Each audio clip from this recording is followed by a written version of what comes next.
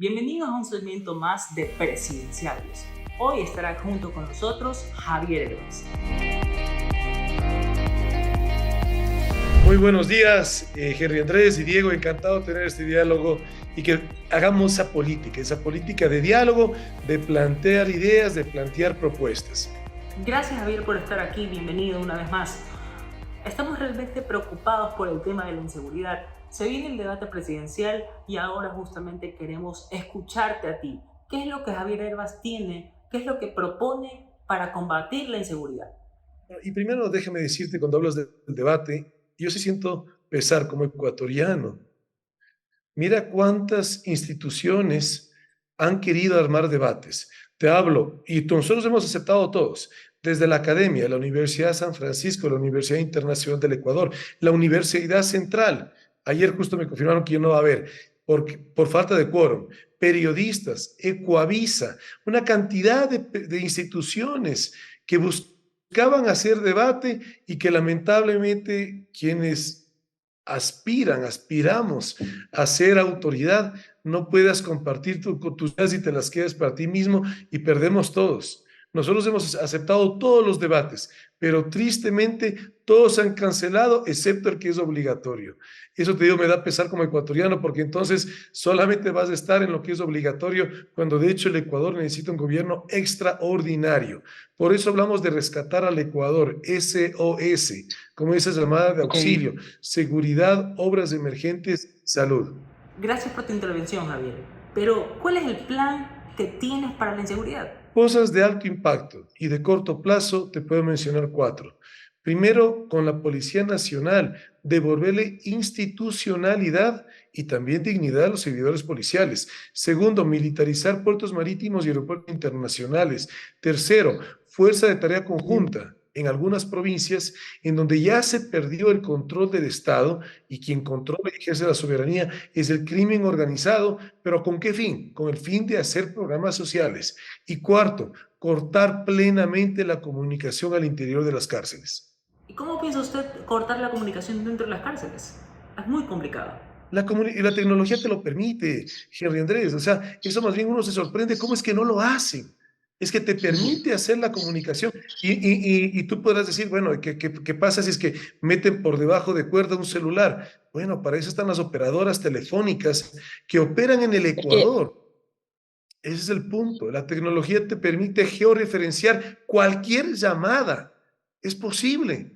De tal manera que cualquier llamada que salga de las cárceles, una llamada de atención a la operadora. El segundo, una multa. Y si eso continúa, parar la concesión. Pero tenemos que priorizar la calidad de vida de las mujeres y hombres ecuatorianos y no dejar que esta ola nunca vista antes de inseguridad siga teniendo en temor a 18 millones de almas. Miren lo que está pasando en el Ecuador en este momento. Una minoría nos está afectando a la gran mayoría. Eso pasa en seguridad, eso pasa en política y eso está pasando en todos los elementos que nuestro país lamentablemente se ha deteriorado tanto.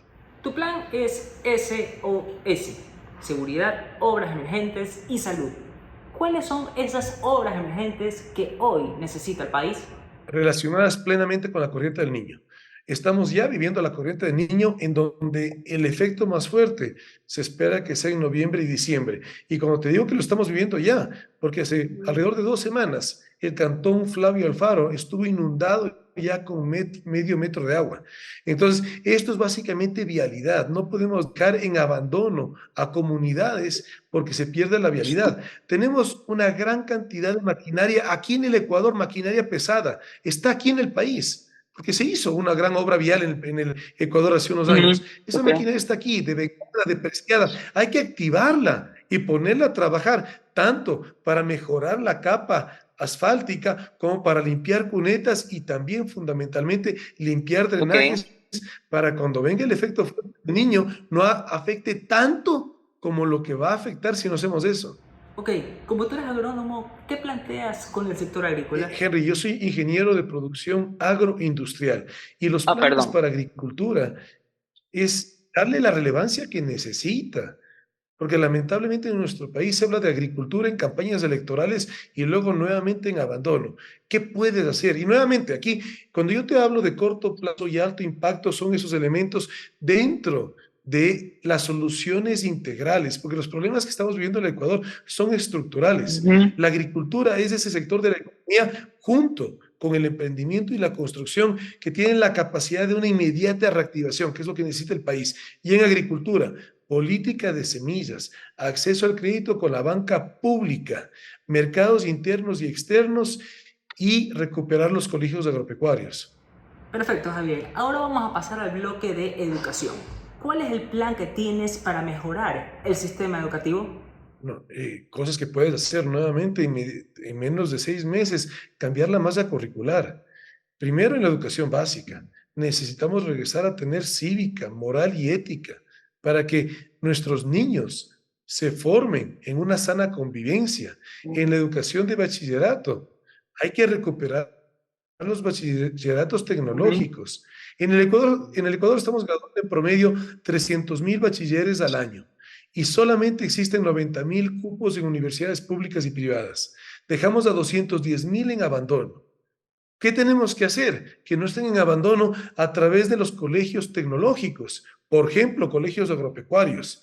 Ahora hablemos de educación superior. Hay que recuperar los institutos superiores Perfecto. del Estado, los que deben ser gratuitos, para justamente, no solamente conectar con ese abandono que hoy en día está la juventud al no poder educarse, sino conectar con el modelo de desarrollo económico que nosotros proponemos al Ecuador, que es un modelo inclusivo, sustentable y productivo. Necesitamos mano de obra calificada para poder llegar a ese modelo de desarrollo económico. Y por eso los institutos superiores. Y luego también hablemos de la educación superior. Mira, tú puedes decir que la educación pública universitaria es gratuita, sí, claro, pero ¿y qué pasa con el costo de Ujú. transporte, de vivienda, de alimentación, de los libros? Eso no es gratuito. Y eso es lo que está limitando Claro. que mucha juventud, lamentablemente, no puede estudiar. Eso hay que cambiarlo. Necesitamos un país que recupere valores de solidaridad, así como también culturales, de identidad, familiares y espirituales. Muchas gracias, Javier. Ahora le vamos a dar paso a Diego Jiménez, que está conectado desde Madrid, España. Diego, estamos contigo. Hola, chévere, ¿qué tal? Buenas tardes desde aquí. Yo te quería hacer una consulta sobre las políticas migratorias que tú tienes en plan de campaña. Nos hemos visto y hemos dado cuenta de que las políticas que se han usado anteriormente migratorias, del descontrol y todo que hemos tenido tanto en Ecuador y en la región latinoamericana, han sido un poco desastrosas. ¿Qué políticas tienes tú y crees que beneficiarían al Ecuador? Pero lo fundamental es que corrijamos esta situación tan grave de inseguridad y de una economía que se está contrayendo para evitar que tantas hermanas y hermanos ecuatorianos estén migrando. Los últimos 3 años ya superan la cantidad de mujeres y hombres ecuatorianos que han salido del país para convertirse en migrantes por comparando con lo que fue el feriado bancario. Es decir, Ecuador se ha convertido en un país de exportador de seres humanos y eso es inaceptable. Tenemos que reactivar economía, como le decía hace un momento a Henry, agricultura, emprendimiento, construcción. No podemos resignarnos a que la juventud siga dejando el país y no solo la juventud, se fracturan familias, hogares se fracturan porque mujeres o hombres salen del país y dejan a sus hijos con el deseo de buscar una mejor oportunidad, pero dejan a sus hijos con abuelos y con otros familiares que evidentemente nunca va a ser lo mismo Ujú. que el abrigo, el amor natural y la preocupación que va a tener una madre y un padre. Eso lo está desgarrando como sociedad. Por eso es fundamental que le demos relevancia a generar oportunidades aquí en el Ecuador para que no sigamos con este problema que solamente está aumentando. Perfecto, gracias. Muchas gracias, Diego, por tu intervención. Ahora vamos a darle paso a Jeremy Busca. Jeremy, te escuchamos. Hola Javier, a continuación tocaremos el bloque de preguntas económicas y la primera sería ¿cuál es el plan de Javier Hervas en materia económica para estos próximos 18 meses de gobierno? Inmediatamente reactivar economía. Y como te digo, hay 3 sectores de la economía ecuatoriana que tienen esa capacidad y habilidad de una inmediata reactivación. Otros sectores son muy importantes de la economía ecuatoriana en un paso a paso, pero Hablamos un momento de agricultura, déjenme hablar ahorita de emprendimiento y luego pasemos a construcción. En emprendimiento, daba unas cifras de cómo estamos dejando en abandono gran parte de nuestra juventud que no va a estudiar, pero que a su vez la dejas en abandono y de trabajo y también de deporte. Mira, en el Ecuador se ha bajado, yo estuve hace 3 días en Guayas, visité Fede Guayas. ¿Sabes cómo hemos bajado el presupuesto de deporte de 170 millones a 60 millones? Y es el deporte, no solamente es algo que te trae gloria al país y demás, el deporte es la oportunidad que nuestra juventud no sea cooptada por el crimen organizado, sobre todo en sectores marginales, que es lo que está pasando. Tenemos ya niños sicarios en el Ecuador, tenemos niñas que son prostituidas, porque lamentablemente en una búsqueda de una mejor situación económica, al niño le dan la opción de unirse a la banda como sicario y a la niña de querer prostituirse. Son realidades que estamos viviendo en el Ecuador y hay que conversar de estos temas. Que no nos dé vergüenza de hablar de esta situación, porque ¿cómo vamos a solucionar si no hacemos un buen diagnóstico?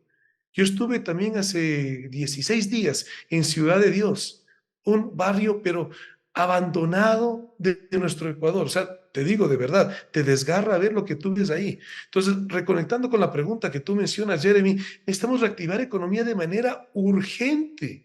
Y el emprendimiento es esa capacidad, porque tú eres un emprendedor, yo te lo digo porque yo fui un emprendedor, yo arranqué desde cero, yo no vengo de familia de empresarios, desde la idea, desde lo que se conoce como la propuesta de valor, yo inicié y hoy en día doy trabajo, ya estamos llegando a 500 personas como plazas creadas y de mano de obra directa. Bueno, es lo que yo anhelo para la gran mayoría de emprendedores, pero ¿qué necesitas? Los primeros 3 años, que es la época más sensible, que tengas un acompañamiento en acceso al crédito, en capacitación y que cambiemos inmediatamente lo que tienes en este momento en términos tributarios para el emprendedor, porque el microempresario, es decir, el emprendedor, es el único que está pagando impuesto en función de su facturación, de sus ingresos. Las otras empresas pagan en función de la utilidad. Entonces, imagínate cómo estás teniendo esas incoherencias que están aplacando el desarrollo y posibilidad de generación económica del emprendedor. Y ahora el tema de la construcción. Porque mira, aquí es lo que estamos hablando, es de obras emergentes, rescatemos al Ecuador, SOS, seguridad, obras emergentes y salud, conectando con el fenómeno del niño, porque eso es también conectar con la agricultura, es vialidad, la vialidad también es educación, es salud para que te llegue la ambulancia, o sea, la vialidad es algo extremadamente necesario, pero que en el abandono que hemos vivido estos últimos años, lamentablemente hay un deterioro muy grande. Mira, en la sierra, en Cuenca, las 3 vías de acceso en un deterioro impresionante. En la costa hay sectores que la vialidad está terrible. En la Amazonía ni se diga, sí está en abandono total. Entonces, eso tenemos que hacer considerando además que tenemos maquinaria vial aquí en el Ecuador parada los últimos 6 años. Muchas gracias, Javier, por su respuesta. A continuación, una pregunta un tanto más polémica respecto a sus declaraciones frente al uso de las reservas internacionales. ¿Qué piensa hacer Javier Hervas en este momento como candidato a la presidencia con las reservas internacionales? ¿Las piensa utilizar? ¿Las piensa dejar tal y como están? ¿Cuál es su postura en este momento? A ver, la Reserva Monetaria Internacional está conformada de una serie de elementos. Lo que se conoce como encaje bancario, eso es sagrado, porque de hecho no es del Estado. Pero ¿cómo puede ser posible lo que estamos viviendo, Jeremy? Te doy un ejemplo. Estamos en una situación de inseguridad bárbara, nunca antes vista en el Ecuador. Ecuador siempre fue un país de paz, mientras Colombia y Perú tenían serios problemas de seguridad. Y sin embargo, te voy a dar un dato de cuál es el presupuesto en este año ejecutado del Ministerio del Interior, es decir, Policía Nacional. El 8.8% del presupuesto se ejecutó este año de enero a junio, incluido junio. La mitad del año pasó y ejecutaste menos del 9% del presupuesto. Entonces, eso es algo urgente. Cuando tú tienes en la Reserva Monetaria Internacional dinero de entidades públicas como universidades, como gobiernos autónomos descentralizados, ¿qué significa? Que no ejecutaste presupuesto. Estamos en una urgencia en el Ecuador, de tal manera que sí, hay que exigir como gobierno que esos presupuestos vayan y mejoren la calidad de vida de la familia ecuatoriana. A mí lo que me preocupa es el bolsillo del ciudadano ecuatoriano. Los índices macroeconómicos pueden ser verdades matemáticas, pero en nuestro país se han convertido en mentiras sociales. Estamos camino a un incendio. Te puedo decir también con frontalidad, yo estoy convencido que el próximo gobierno es el gobierno más difícil en toda nuestra historia republicana, por todas las crisis simultáneas que estamos teniendo y una de inseguridad nunca antes vista. Y por eso me candidatizo, porque también estoy convencido que aquí tenemos la oportunidad de rescatar al Ecuador estas elecciones del 20 de agosto, porque no hacerlo ahora va a ser, pero no mucho, extremadamente más difícil hacerlo después. En términos económicos, estimamos, si la voluntad de los ecuatorianos y la bendición de Dios lo permite, recibir un Estado con un déficit presupuestario que supere los 6.000 millones de dólares. Pero ya es hora de tomar un rumbo positivo. Y un gobierno tan corto y de transición como el que estamos eligiendo es la posibilidad de parar este deterioro y dar rumbo. Es lo que aspiramos, vuelvo y te repito, con la voluntad de los ecuatorianos y la gracia de Dios. Bueno, a continuación pasaremos al bloque ambiental y la pregunta sería, ¿cuál es la postura de Javier Herbas respecto a la consulta sobre el Yasuní? ¿Está a favor? ¿Está en contra de la pregunta? ¿Y qué haría siendo presidente de la República del Ecuador de ganar el sí o de ganar el no? Jeremy, es que hay que respetar la voluntad popular. Y si gana el sí, si gana el no, por supuesto, respetarla, trabajar con lo que hay. Pero te respondo a tu pregunta. Yo me considero, de verdad, estoy convencido en que soy un ambientalista y yo voy a votar que no. Y antes de responderte por qué, a mí me da pena como en nuestro país se quieren polarizar los temas. Hay una narrativa que se ha pretendido construir en nuestro país, que si votas sí, eres ambientalista y si votas no, eres extractivista. Yo soy ambientalista y voy a votar que no. Mira, dos elementos te quiero mencionar. Primero, en el ITT, que es el bloque 43 que está en Yasuní, Ispingo, Tabococha, Tiputini, hay 230 pozos. ¿Sabes cuánto tiempo necesitas para cerrar técnicamente cada pozo? Un mes. Yo he conversado directamente porque yo no espero que me cuenten. Yo voy, converso, veo, siento y he recorrido el Ecuador estos últimos 3 años. Necesitas un mes para hacer ese cierre técnico que termina con un tapón de hormigón. Bueno, no tienes la posibilidad, no hay. Es inviable cumplir con lo que manda la Corte Constitucional, que te da un plazo de 1 año. 1. Y 2, te decía que estamos convencidos que vamos a recibir un Estado para ser el gobierno más difícil en historia, un Estado con un déficit presupuestario de 6.000 millones de dólares. ¿Sabes cuánto dinero se necesita? Estimado como lo mínimo. De ahí anda a ver cuánto podrá hacer, que lamentablemente es la corrupción y la impunidad nos está desangrando el país, al igual que la inseguridad.